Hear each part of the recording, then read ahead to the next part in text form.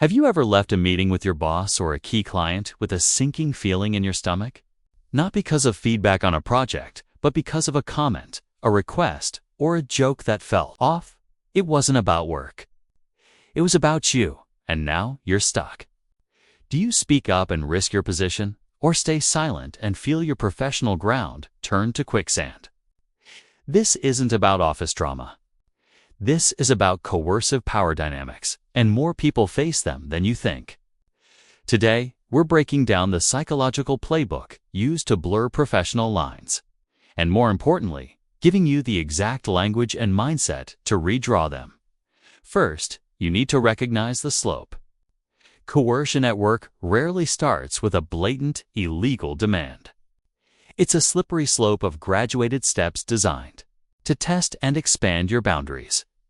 There are 3 common psychological tactics to watch. For the first is called the confidant. This is when someone shares overly personal problems, creating a sense of forced intimacy and obligation. The second tactic is the special treatment.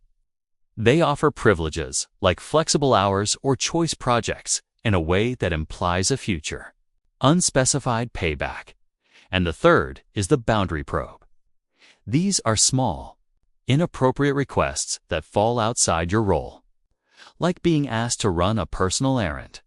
The goal isn't the errand. It's to see if you'll comply. Your gut feeling is your early warning system. If a request makes you think, "Why me? This isn't my job," that's the signal. That's your boundary being tested. So, what do you actually say?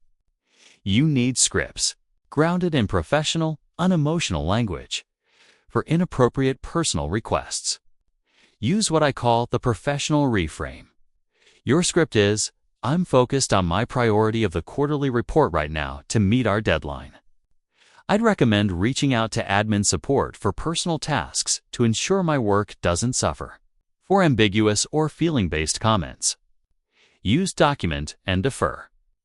Say, "I want to make sure I understand the work priority correctly.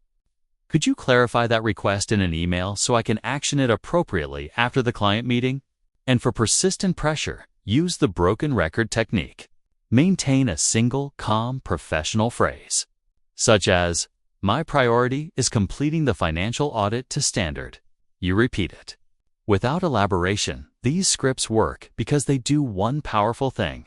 They anchor the conversation back to your professional role and company goals, not your personal feelings. That makes them much harder to attack. Setting boundaries isn't just about reacting in the moment. It's about building a fortress of professionalism to prevent these situations. This starts with managing your vulnerability. Be strategic about what personal information you share at work. Deeply personal struggles can be weaponized as a lever for manipulation. Next, create a paper trail for ambiguity. For any non-standard request, send a brief follow-up email. Per our conversation, to confirm, you'd like me to focus on X first. This creates instant accountability. And finally, build alliances horizontally. Have strong, visible relationships with your peers and other departments. People who are socially isolated at work are easier targets. Being a known, integral team member is protective armor. Your best defense is being seen as competent, reliable, and networked. It raises the cost of targeting you. Ultimately, no one will protect your professional integrity but you.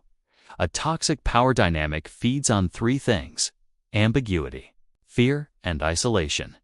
Your weapons are the opposites: clarity, professionalism, and connection.